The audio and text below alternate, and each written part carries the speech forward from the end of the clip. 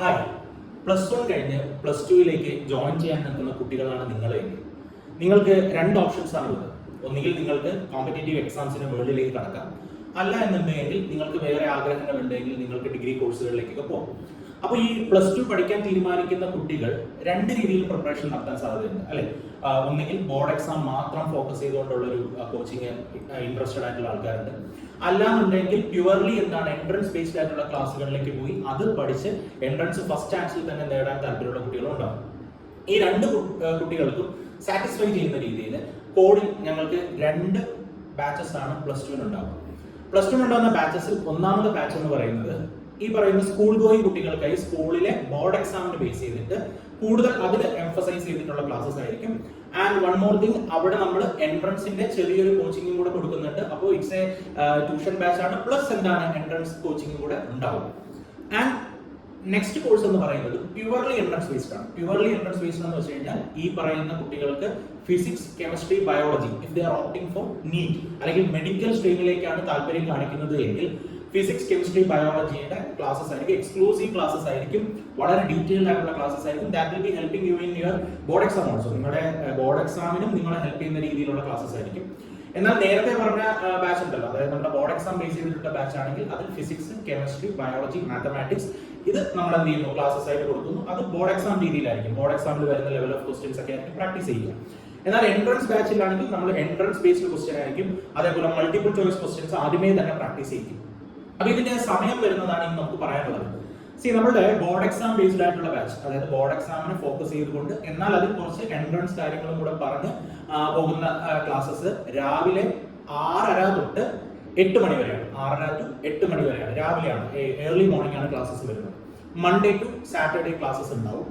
അതേപോലെ തന്നെ ഈ കുട്ടികളിൽ ഇപ്പോൾ നമുക്ക് ദൂര സ്ഥലങ്ങളിലുള്ള കുട്ടികളാണ്, പക്ഷെ നമ്മുടെ അടുത്ത് വന്ന് +2 ക്ലാസ്സസ് അറ്റൻഡ് ചെയ്യണമെന്നുള്ള കുട്ടികളാണെങ്കിൽ അവർക്കൊരു സൺഡേ ബാച്ച് അവൈലബിൾ ആണ്. Sunday, second Saturdays and also public holidays. ഈ സമയങ്ങളിൽ നിങ്ങൾക്ക് രാവിലെ 9 മണി തൊട്ട് വൈകുന്നേരം 4 മണി വരെ നീണ്ടു നിൽക്കുന്ന 6 അവേഴ്സിന്റെ ക്ലാസ്സസ് ആയിരിക്കും നിങ്ങൾക്ക് ഉണ്ടാവുക. അപ്പൊ അങ്ങനെ രണ്ട് ബാച്ചസ് ആണ് എന്ത്, ബോർഡ് എക്സാമിന് വേണ്ടിയിട്ട് എൻട്രൻസും കൂടെ നിങ്ങൾക്ക് അഡീഷണലി തന്നുകൊണ്ടുള്ള ബാച്ച്.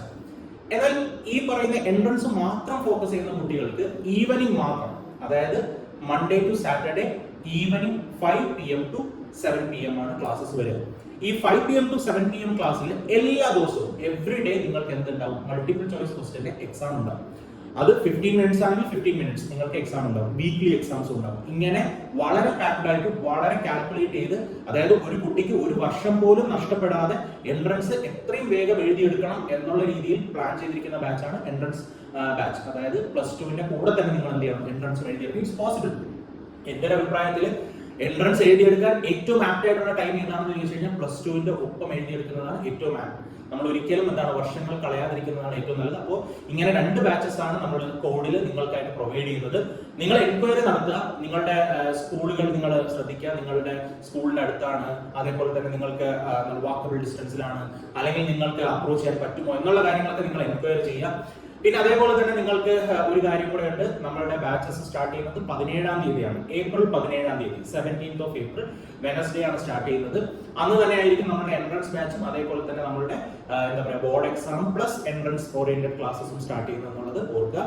ഇതിന്റെയൊക്കെ ഫീസ് സ്ട്രക്ചറും കാര്യങ്ങളും അറിയാനും നിങ്ങൾക്ക് സ്കോളർഷിപ്പുകൾ കിട്ടാൻ എന്താ പറയുക അർഹതയുണ്ടോ എന്നൊക്കെ അറിയാൻ വേണ്ടിയിട്ട് താഴെ കാണുന്ന നമ്പറിൽ എത്രയും വേഗം എന്ത് ചെയ്യുക, നിങ്ങൾ കോൺടാക്ട് ചെയ്യും.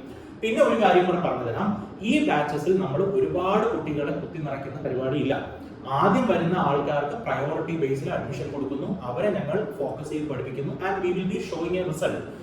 നെക്സ്റ്റ് അക്കാഡമിക് ഇയറിലേക്ക് കടക്കുമ്പോൾ ഒരു റിസൾട്ടോട് കൂടിയായിരിക്കും നമ്മൾ എന്ത് ചെയ്യുക, ഈ കുട്ടികളെ പുറത്തേക്ക് വിടുക. അപ്പൊ അങ്ങനെ ഫോക്കസ് ചെയ്തിട്ടുള്ള ബാച്ചാണ്. So if you are interested in enquiring, പെട്ടെന്ന് തന്നെ എൻക്വയറി ചെയ്യുക. നിങ്ങളുടെ എന്താ പറയുക ഡീറ്റെയിൽസും കാര്യങ്ങളൊക്കെ ഫിൽ ചെയ്ത് നിങ്ങൾ എന്ത് ചെയ്യുക, അഡ്മിഷൻ ചെയ്യാം.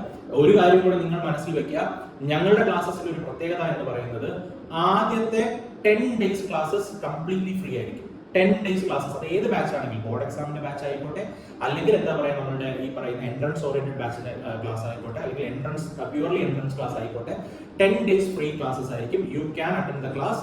And if you are not satisfied, നിങ്ങൾ സാറ്റിസ്ഫൈഡ് അല്ല എന്നുണ്ട് എങ്കിൽ യു ക്യാൻ ഡിസ്കണ്ടിന്യൂ. നിങ്ങളുടെ കയ്യിൽ നിന്ന് ₹1 പോലും വാങ്ങിയിട്ടായിരിക്കില്ല നിങ്ങൾക്ക് ക്ലാസ്സസ് തരിക. 10 days ക്ലാസ്സസ് നിങ്ങൾക്ക് എന്തായിരിക്കും, ഫ്രീ ആയിരിക്കും. സോ എത്രയും പെട്ടെന്ന് നിങ്ങൾക്ക് എന്ത് ചെയ്യാം, കോൺടാക്ട് ചെയ്തിട്ട് നിങ്ങളുടെ സീറ്റ്സ് ബുക്ക് ചെയ്യാം. സോ അപ്പോൾ നമുക്ക് ക്ലാസ്സിൽ കാണാം.